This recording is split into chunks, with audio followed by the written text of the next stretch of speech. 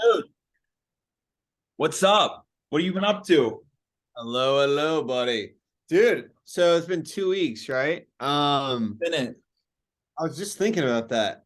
I felt like, yeah, good to see you, by the way. What was our you too, bro? What was our last one? Like Trey Calloway? That might have been it. It Yeah. was like a while ago. Yeah, I didn't think a lot had happened the last 2 weeks until I started thinking about it. A lot's happened, kind of. Yeah. You start. Okay. Uh, First off, I had a couple auditions, just had one, as I told you. It's good. It's funny, like this one was for I had a callback. Did I mention that at all? No. Okay, I had a for a movie. I did the part, it was kind of a smaller part, the guy that maybe did or did not kill the main character's wife. And I auditioned for That's that. good.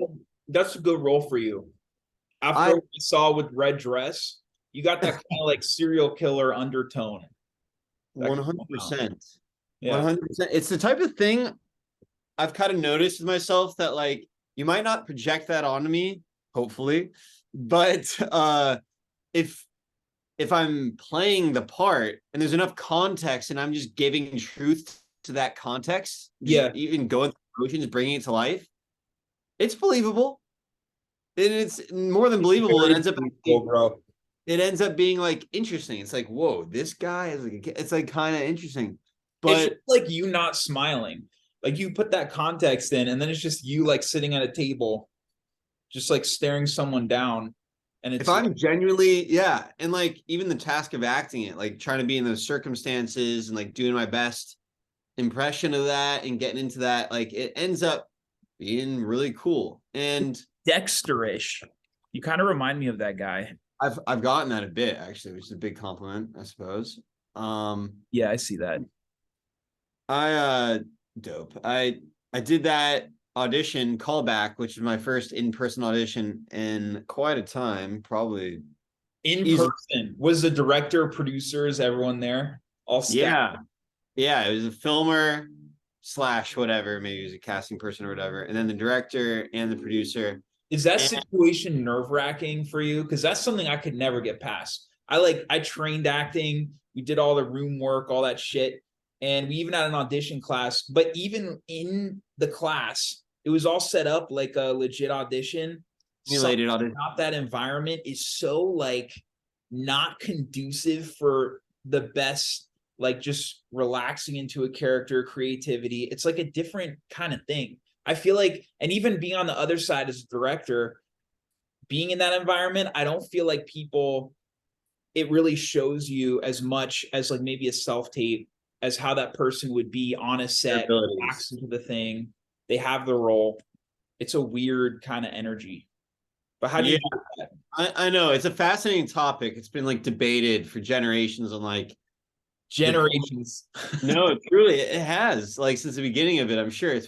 I imagine the process of auditioning actors to get a role has not changed that much, and it's like the same thing if you're auditioning for your fifth grade play. I remember auditioning in fifth grade, and then professional actors have to do the same thing at every level. I just heard the other day that Matt Damon had to audition on some level for the part of The Departed. Um, Damn. Knocked it out of the park, but uh, just off the top of my head, like I love the idea when people say stand-up comedy is so scary, it's this horrible thing. I loved to tell myself, like, well, you know what? I'm gonna go and like make it not scary because what's the worst that can happen to you? At least in like a comfortable environment, where it's not like someone pointing a gun to your head or something, literally, where you're not physically in distress. Same thing with auditioning. I've always recognized that like I get there's a reason why everyone's scared of it, but also I want to figure out how to be different than that for starters. And then secondly, I haven't had to do that much in-person auditioning. Like I did modeling and commercials a lot when I was like 17, and I was always horrible at it because I didn't really know what I was doing. I didn't really put in the time to like figure out how to make it my own. And I think that's the key to being able to handle anything that's thrown at you is like just knowing that you have a goal going in there. Hmm. And then after that, like to me on some level, mentally, and like just like kind of as a message in general, you can only do so much. It applies to the same to the other stuff in life as well. Of like you do what's in your control, and then after that, what I've gotten better with now is I'm walking by is and we talk about this. I don't let nerves freak me out anymore. So like when I was in acting school as well, in grad school, I'm going on forever. But when I was in grad school, we did simulated auditions as well. And I was so bad at them. But I was also horrible in general at acting. I was so psyched out. I would freeze up. I had no idea what I was doing. If I had any talent and belief in myself at first, I went to becoming a shell of myself, basically. And I remember having the thought. So I pat myself on the back a lot. Like we talk a lot about like goals and how to live our best life and stuff. And something for me is like, got to celebrate the little wins. And so this is a win. I went from being so psyched out and literally having the thought of, and telling my dad, I don't know if I can ever see myself getting to a place where I'm confident in auditions, in front of other people, or anything with acting. I just don't see it anymore. And it was devastating to me. And I said, and people would tell me, they're like, just like hold off and you'll think about what you'll be like in 3 years if you keep at it. And their idea, and I was like, dude, I'll just get worse and worse in 3 years. But they were like, you don't know what you don't know. So Bro, just 3 years is a crazy amount of time. 3 years, it feels like a short time, but I like the entire time of how I've been serious as a filmmaker, like putting out shorts and everything. It's been 3 years, only 3 fucking years. And to me, it feels like an eternity. So you spend that time right, and you can go from fucking night. It's like night and day, bro. You want they say something, and it feels like so out of reach, and then you're consistent every single day. You're gonna be that yeah. thing at the end of 3 years. They say people overestimate what you could do in a year Yeah. and they underestimate what you can do in 3 years. Right. Whether it's right or not. But I 100% was so fortunate that I got some good experiences and stuff, and then cut to, it's been quite a few years later, but even like 4 years ago when I went into some in-person auditions, I fucking head over heels, just like know what I'm doing. And what I do is I know now that when I go in, I'm going to be so committed to bringing the thing to life in the best possible way. I'm going to do my best, and I'm not going to play up to anyone. I'm not going to try to like, get them to That's like me. yeah. I put myself out there. I try to have fun with people as I do in any other social situation. And then after that, I stay at rest mentally. I don't make it an idol or anything. Just another part of my life. Going in with the goal. Are you talking about like the character's motivations and just being locked into what the No. character's about? What's your goal? My goal is what my North Star is in acting, which is I'm just going to bring this vision to life in the best possible way. And so I keep it very general, very easy, so that I can then have my mini goals inside of that, like whatever it might be. But that changes all the time, whatever. But I like the general goal because I used to overcomplicate things so much that for me, I need to, like, when I go into something that's like, I know I'm going to be nervous. I know I'm going to be thinking about all that stuff. And so I try to keep it simple. That being said, like we talk about how to make a scene better, how to make your performances better. I guess that's all very important, obviously. But at the end of the day, my goal for that a lot of times too is take the path of least resistance, and that still plays the best. And so don't try to worry about it. But that being said, a big thing for me used to be that like if I was nervous, I would beat myself up about that. Like 2 hours before you start, like you're just kind of in a bad mood and you don't know why. You're like, fuck, I'm like anxious. What's going on here? And then in the past, I might have been like, well, that means I'm not meant to do this. That means that like it's a sign I'm not meant to be a performer and stuff. Now I'm like, no, it's part of the game. Part of the game. It'll go away after one take or whatever. And everyone's okay with you being nervous. It means you care. And no one's asking you to not be nervous. So it's like, and actually I am better at navigating my job even when I'm nervous. Now I mean I try to stay focused on concentrating what would the character be thinking at all times in the scene, or what would really be happening, even because sometimes they don't even give you anything about the character. They give you 2 lines. For a commercial they give you 1 line, So now I just try to say, what would be the most real thing that can happen? Or like if it's a comedy, what's the funniest thing that can happen? Or if it's a scary movie, what's the genuine reality of like some scary. I try to get into the mind of like what the writers or the directors thinking and try to bring that to life. And I've sat on the casting side. I've made stuff. So I know what it's all about. And I know that it's not that important. Like you do your best and that's it. You leave it at the fucking door. And I'm not just doing that for lip service. I'm not just doing that so I can pretend to be like a relaxed actor. I'm genuinely doing it because I'm trying to be real with my life. Right. You know? Horror specifically, I think, really reveals an actor's chops, because for me as a director, it's so paramount that I get actors that are able to, like, I'm not talking about being the threat, but if you're like the victim in a scenario, everything registering on your face, I feel like it's the most vulnerable that you have to be as an actor. Like, there are certain actors that I see in horror that it works so well and it's so scary because the audience can then feel what that character is feeling. Yeah. So, but dude, I think it's really interesting. I was always intimidated by those scenarios. But again, that was like, 7 years ago. And then I just dropped it because I want to do something else.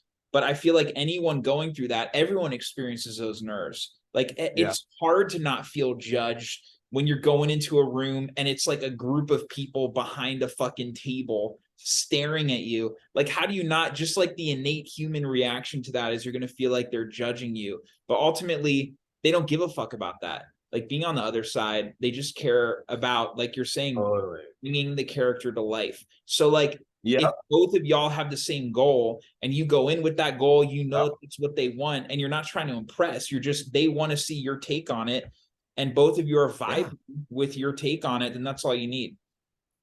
And I try to even take it a step further and say, like, maybe even if I don't get this thing, they're talented, I'm talented. Hopefully we'll work together in the future, like get to know them.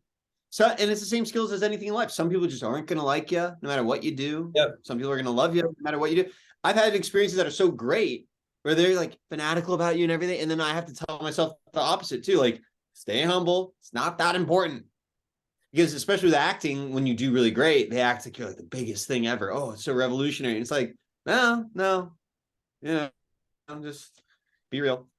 I want to hone in quickly on the mentality of that, of what you're talking about, of like, not everyone's going to like you. Not everyone's going to think you're talented. Like, that's just part of the fucking game. Like, the best, the most financially successful, famous actors in the world have millions of people who hate them for whatever fucking, fucked reason because of their own shit. Objective. Exactly. But something that I'm starting to focus on now, like being very intentional about, is bandwidth. When from the time that we wake up, from the time that we go to sleep, every human has a certain amount of bandwidth. Like, you start at 100%. If you're spending like 60% of that energy even on people talking shit or like thinking about how someone feels about you, whether with craft of acting and audition or even just in your everyday life, you're taking away the potential of, you could use that percentage on something really fucking productive that spits you out on the other side at a complete different level. I feel like a lot of people are bogged down by all of this shit of thinking about things. If their mentality isn't right, like, I'll give you an example. Conor McGregor, he's like a great fucking example of someone who is completely committed mentally on like a singular thing. Even within his craft, like, it's like a multi-layered thing. He has to do all this shit to get to top, peak performance. But the way that he talks, the way that he goes about his day, every single aspect of it is so intentionally fine-tuned. It's a very intentional approach that he's made. And I feel like everyone's biggest block to getting to that next level of success is because they're not seeing their bandwidth as this precious resource. It's the most precious thing in the world. The reason why I'm doing this podcast with you is because I like doing it. I feel like it adds value to my life. I feel like by reflecting on the shit, I love seeing you, but beyond that, it's like, I feel like reflecting on the week or whatever, it adds value to my life that can help me with that shit. And I think, there's a lot of stuff now. I'm so much better at it now than I used to be, but I'll get requests from people, or I'll get, someone will ask me to do something. Before I would say yes to everything. I think there's huge value in saying no to a lot of shit, to where you're just focused on like, this is what's important to me. I'm going to be intentional about it. I'm not going to give away percentages of my bandwidth to other things, or even thinking about other things. Just let shit roll off your back, and just be hyper focused on the goal. Well said, man. I think my dad brought up one time that he thinks one of the most important skills, attributes of people, is their ability to focus and be intentional about what they're thinking about and stuff. Yeah. And I don't think it's personally bad to think, like, we can't help what thoughts pop in our head, but it's what we focus on. And I think what was I going to say? It's just a matter of, like, when it comes to thinking about what other people think of you, I don't as much think what the common conception growing up was. People are like, don't worry about what other people think. And yeah, I think it's probably, if you can help it, you don't want to worry about anything. You want to be positive. But when it comes into business and performance and anything, I definitely put my lens of what other people think on all the time. I'm thinking, okay, what would this person make of this? But what would the opposite person think of this when I'm putting out an Instagram post, especially for clothing brand and stuff? Like, that's a survival mechanism, is to understand your perception of what someone else might think. At the So that's same something. time, if you dig deep and you're like, this is a post that's authentic to me, authentic to the brand that I want to put out, there's a certain group of people that are the correct audience, that are the correct customers, that'll then be at the same vibration of whatever you're putting out. Like if you're trying to like thinking about like this person, I feel like that is good data, but I feel like it would be even better in terms of not thinking like, okay, this person and this opposite person, but like, who's my ideal customer? Who's my ideal audience? Oh yeah. The one person that's the ultimate audience member for me. And then that's more of like an authentic experience. That's not a, All I'm trying to say, though, I guess you agreed with me and you took it a step further, but that's still getting into the mind, caring what someone thinks. It just so happens to be your specific audience member or customer, of course. Um, right, right. Yeah, yeah. When I'm talking about what people think, I'm no, I mostly know. talking about, when it, You're talking about worrying what other people think. Like when you can't control it and you're going down a rabbit hole being like, oh, well, I'm not yeah. And up it's to a the part of very, this person's eyes, whatever. yeah, Yeah. and that's a very human thing. It comes from being cavemen out, if you were like ostracized from your group, you really had to fucking care about that shit, because otherwise you wouldn't survive. And by So, the way, I think it does on some level matter what other people think. Like, however, it's just, and I go back and forth about this because I think not enough people that are adults are implementing what, we were told when we were younger, but it genuinely is true on some level. Like, you do have to do what's best for you, regardless of what other people think. Like, don't be soft. When other people don't like you, that doesn't necessarily mean you're doing anything wrong. You're gonna have people that don't like you no matter what you do. And that's healthy to understand that and practice not kowtowing based on who likes you and doesn't. But that being said, I think it's awareness is good and to build up strength of that. a lot of the time, like we all have our own shit, whether it was from like our childhood, different experiences, whatever. Usually it's childhood shit, but we have our own shit. Other people have their own shit too. Sometimes their reactions, actually, most of the time, their reactions are coming from their own shit. And then if you're reacting from that with your shit, it gets tied into one another, and none of that's constructive. So yeah, man, I'm just talking about, bringing more awareness to it, knowing where you want to go, knowing how you want to spend your time. Yeah. That level of like focused intentionality, I think, is missing from a lot of people. And Oh what, yeah. people can blame like externals. Like it would be easy for me to be like, well, fuck, like, I put out like 120 shorts. Like this industry is just fucked now. They don't like independent voices, whatever the fuck. None of that's Yeah, yeah. true. The truth is like, I Gotta get just, the result. what's that? You gotta get the result you want. That's it, man. And I just got to make sure that my mentality is completely in sync with where I want to go. And I think that's like a daily practice. I think you have to choose daily to be like, yo, like, this is how I want to spend my day. This is what I'm going to think about. All this negative shit is just going to roll off my back, and I'm just going to keep moving forward. May I say, in addition to that, more on the audition. Yeah. Now, like for acting craft wise, how did it go? So, director in the room, filmer, producer in the room. I start talking, joking around at first when I come in, and they're kind of just like guessing me. Kind of, I got the vibe of like, dude, show us if you can act or not, and then we'll talk. That's the subtext I got a little bit, and they're all like, but that's also a part of just like the ice hasn't been broken yet. So like if you start talking beforehand, they're a little bit like frozen. They're ready for like a performance, and then so like they're not warmed up yet. So then I go but I'm telling myself like, practice this. I worked on this with a coach. It's a kind of a tumultuous scene. It's in a bar. The main character is listening to me like shoo out someone on the other side of the bar, and I got notes from the email for the callback saying like make it more subdued, whatever. And right out of the gates, the director puts me in my place, and he goes on my mark, and he goes all right, so I want you to like do it like really big and stuff. He's in a bar, and I'm like thinking to myself, that's the opposite of what my notes were from the thing. And then but I'm like, okay.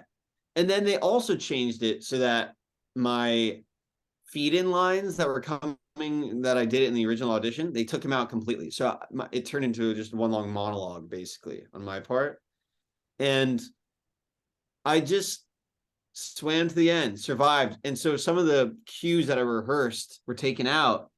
And so the comedy probably wasn't there, but you make do. And I probably could have asked them to like, hey, can you guys still do those cues? But sometimes you do that and it doesn't work either. And you feel like, oh, I was overly pushy.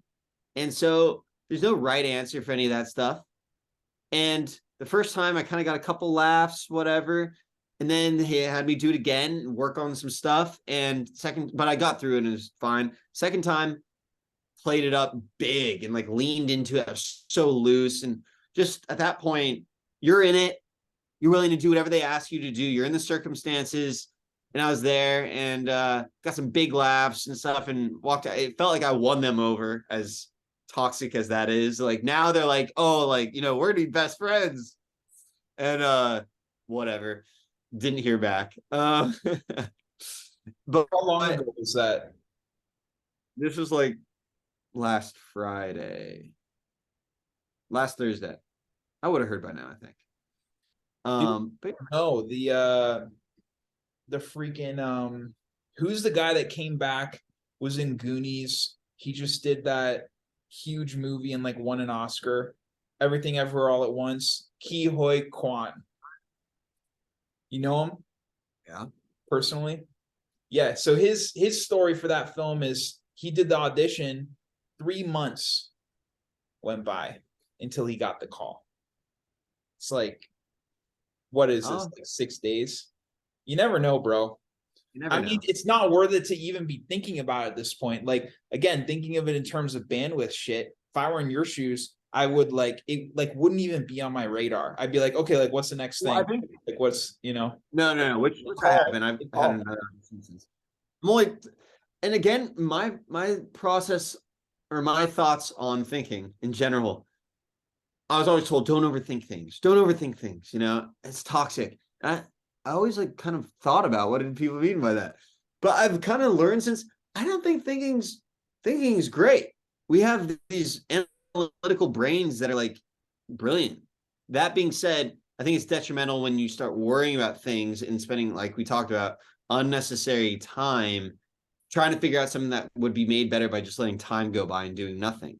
And a lot of times time heals anyway. So for this, like, I kind of have like a healthy relationship, I think, with the whole thing. So I'm like, I like to analyze it. I like to talk about my experience with that without needing it, Yeah, totally, bro. I agree. Yeah, it's just Yeah. easy for the brain to tip over into it not being constructive anymore. But I think like reflecting on the audition, like, yeah, you know, or even thinking about like these are some things I could work on. These are some things whatever. That's helpful too.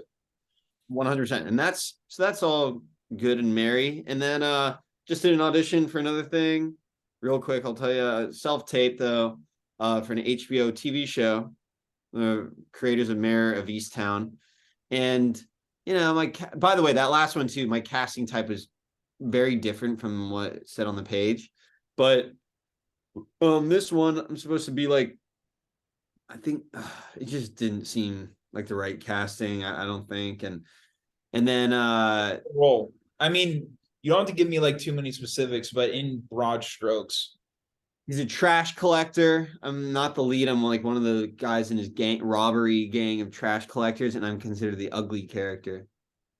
And Was your ego hurt by that? not at all. Well, Yo, wait, what is a trash collector? if I got the part, maybe my ego would be.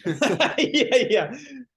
Well, I also recognize that like they can always change some stuff around if they like you. I'm comfortable with like my. Dude, you know what's crazy? I got this, and this like pissed me off as a director, right?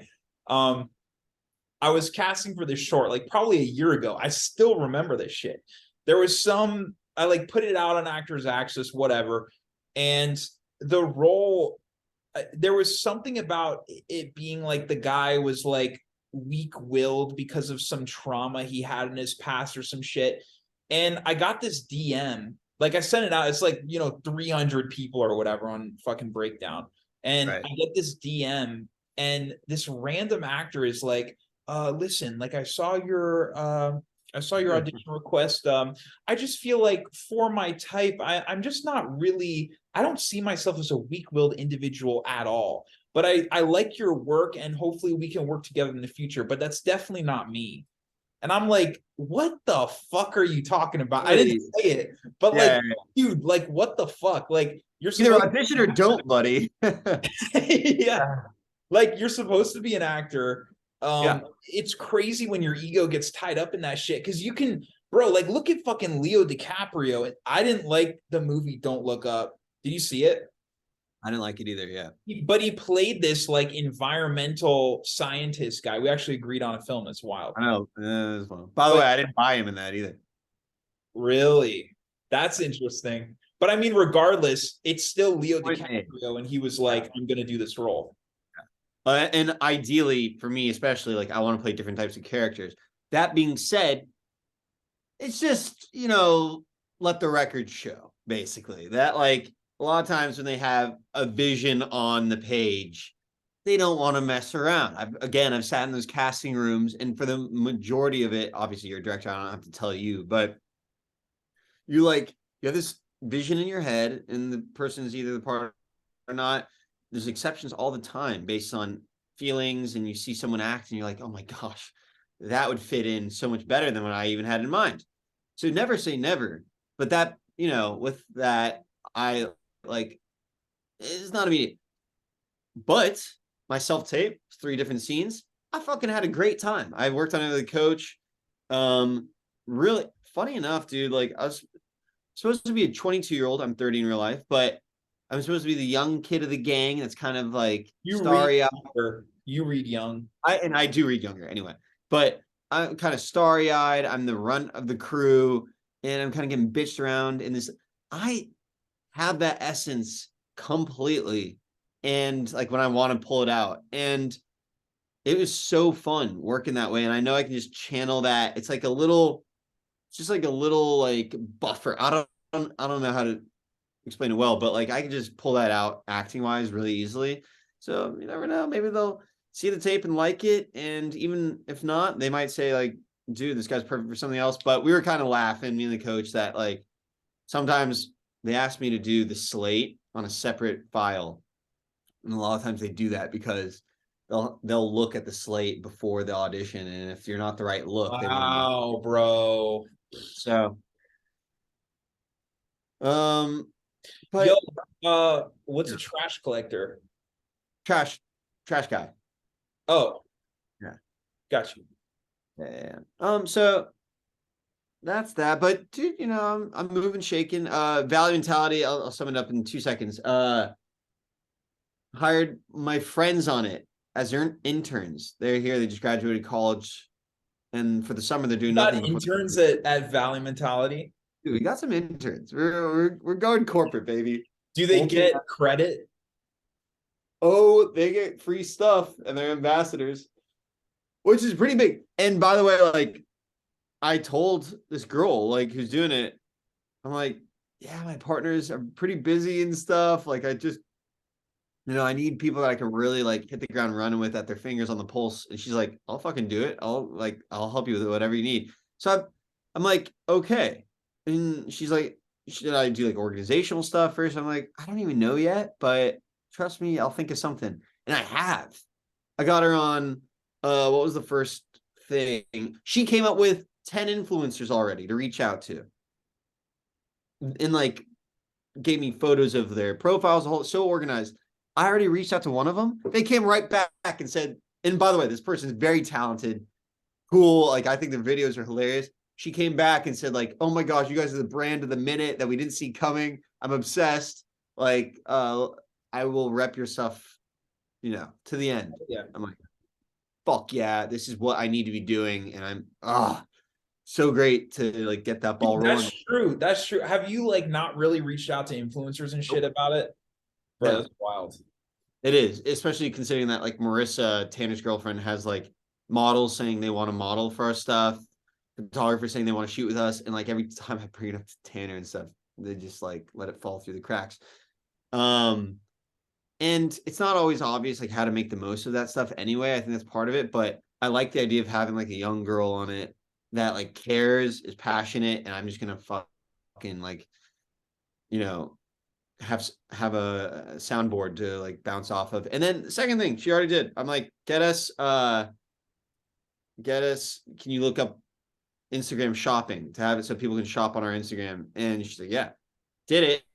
And didn't work, I guess. Do you know anything about that? Like how to get it approved so that people can shop on straight from your Instagram?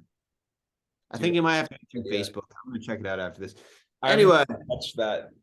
fair play. No, I guess you're not selling merchandise or clothing. That's it with me, sort of. Good shit.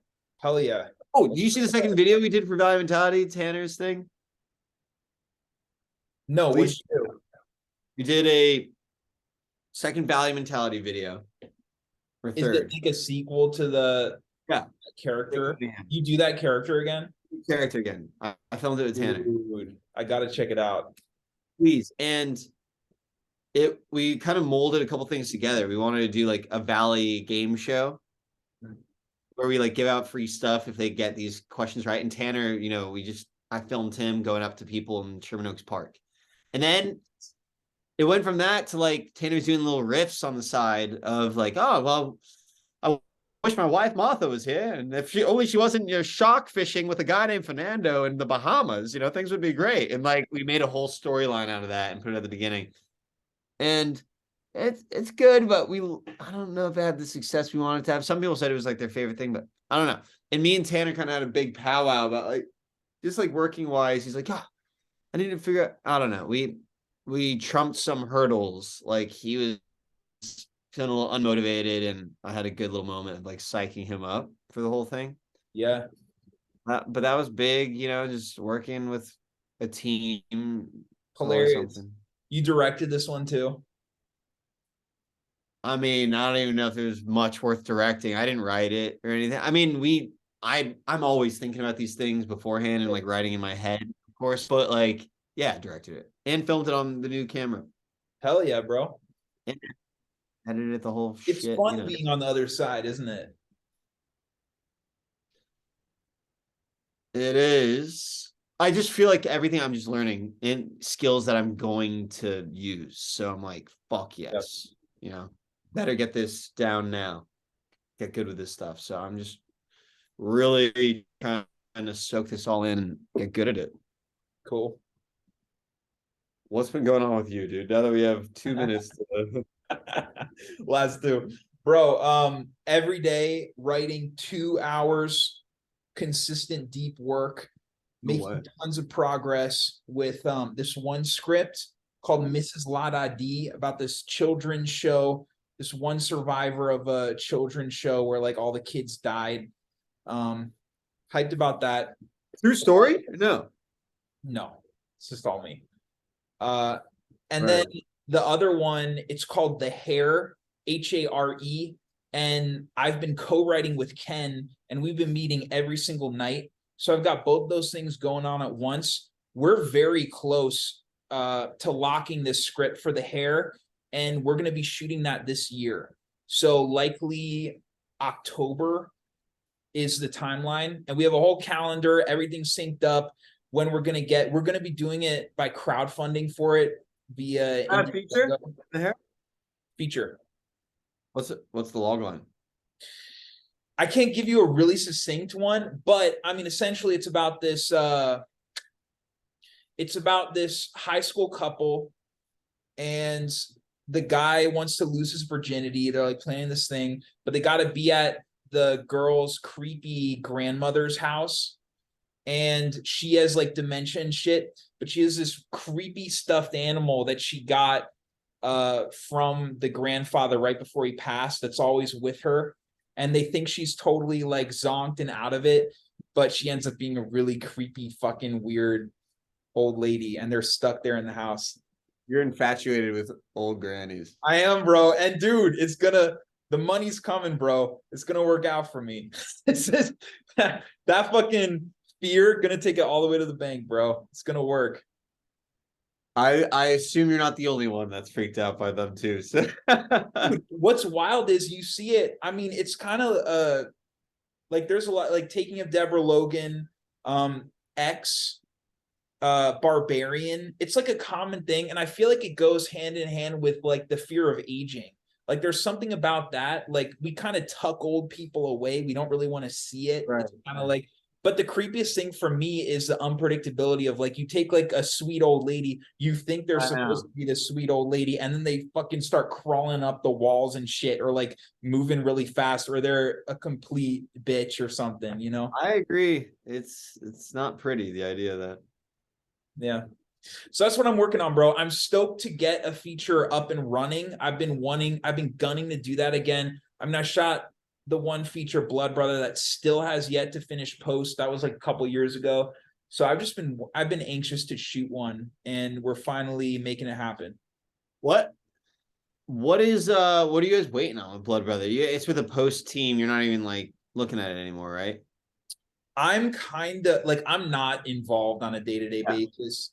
I'm still waiting kind of for the first cut. I wanted to give them space. It's a financial issue type thing. What a part of what I learned from that experience is like you need certain financials in place for different things on the project. Like you can get away with, you know, a DP coming on and like they need footage, or an actor needs like there are certain things you can kind of budget. Yeah, but you need you need a certain level of budget, kind of like 40K, which is a really fucking cheap movie. But I don't know how much we're budgeting Hair yet. We're gonna do that once we lock in the script, but it'll be more around the, you know, like 50K range probably, just because there are certain things you need in place in order to like even make it a reality. Nice. Yeah, I'm excited for you, man. Yeah, get a good feature going. It's time for you for sure. You and Ken. It's time. That's me, bro. What's this week looking like for you? Thanks, man. Pickleball this weekend. And really? Oh yeah, dude. I've been getting crazy into it. Yeah. I'm gonna hit up more influencers for Value Mentality, and then no auditions on the horizon after the one I just completed. Life is good though. Must feel good that you're done that audition today. You can just chill rest of the night. It's nice. Yeah. I mean, I'm gonna get some other stuff done too. Yeah. Yeah. Good shit, bro. This week I'm just gonna continue, you know, keeping up the pace, both scripts going, trying to get the hair off the ground. That's me. I love it. I love it. Great seeing you, brother. You as well, my man. It was about time. Have a good week. I'll see you next time. You too, brother. Sounds good.